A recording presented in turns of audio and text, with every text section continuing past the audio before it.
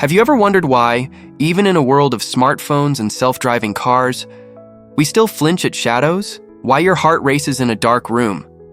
Why you avoid looking down from a tall building, even when you know, logically, that you're perfectly safe? It's not just you, it's all of us. We carry the ghosts of our ancestors' fears, deep inside our nervous systems. Fears that once kept us alive, but now, mostly just hold us back. This is not your fault. It's your programming. You see, for most of human history, fear wasn't a flaw. It was a survival mechanism, a primal compass always pointing toward safety. But here's the problem.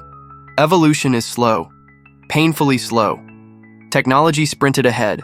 Society transformed overnight. But your brain, your instincts, they're still trapped in the Stone Age. Let's start with the most basic one, the fear of the dark. Why does an empty room at night make your skin crawl? Why does your mind invent monsters that you know aren't there? Because for our ancestors, the dark meant predators, death, unseen dangers lurking just beyond the campfire's glow.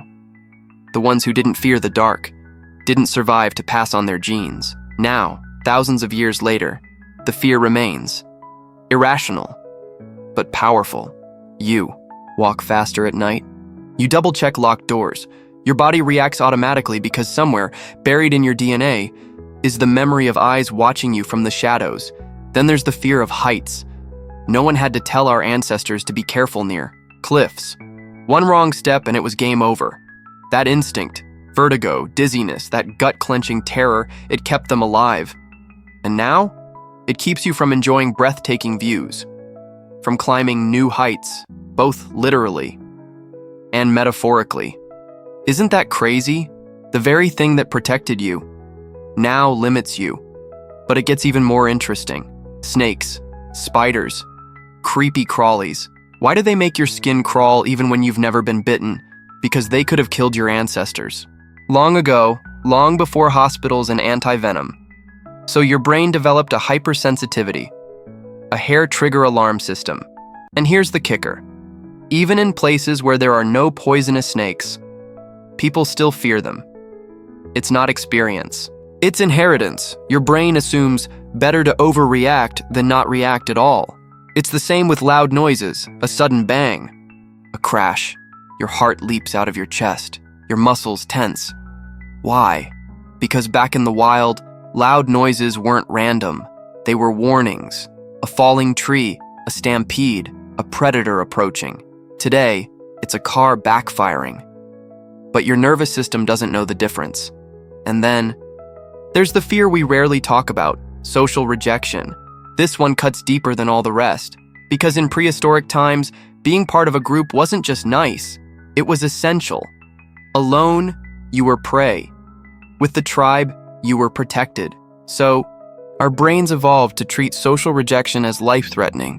When someone ignores your message, criticizes you, excludes you, your brain sounds the same alarms it would if you were abandoned in the wilderness. That's why public speaking feels like death. Why criticism hurts more than it should. Your brain isn't broken. It's doing exactly what it evolved to do.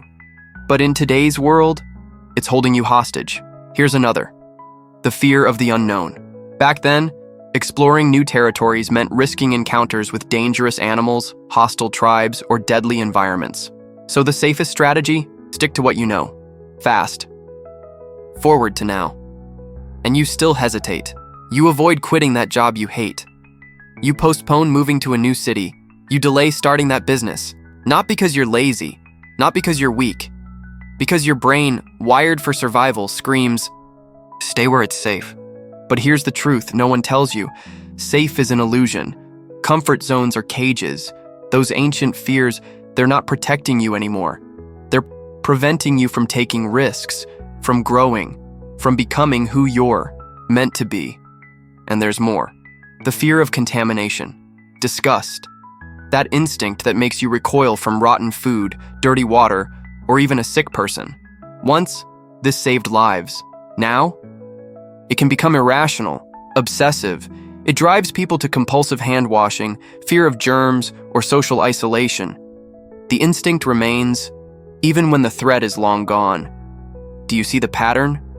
Our most primitive fears, once essential for survival, now misfire in a world they weren't designed for. You're still running software written for a different operating system. But here's the empowering part. You can rewrite the code. The first step is awareness. When your heart races in the dark, remember, it's your ancestor whispering, "Stay alive." When you freeze at the edge of a cliff, it's your genetic memory saying, "Be careful." But you are no longer that vulnerable creature in the wild.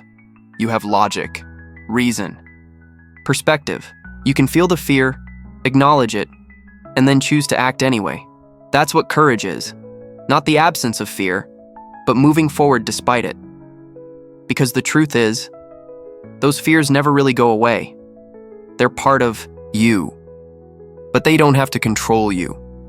You are not your instincts. You are the one who observes them. The one who decides.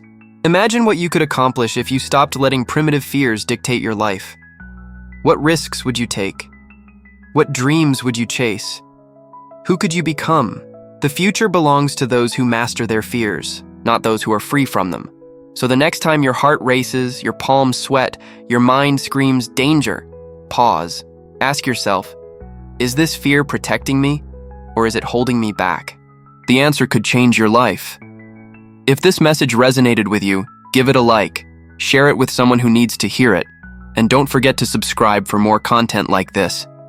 Because we're all in this together, learning to outgrow the fears we never chose, but no longer need.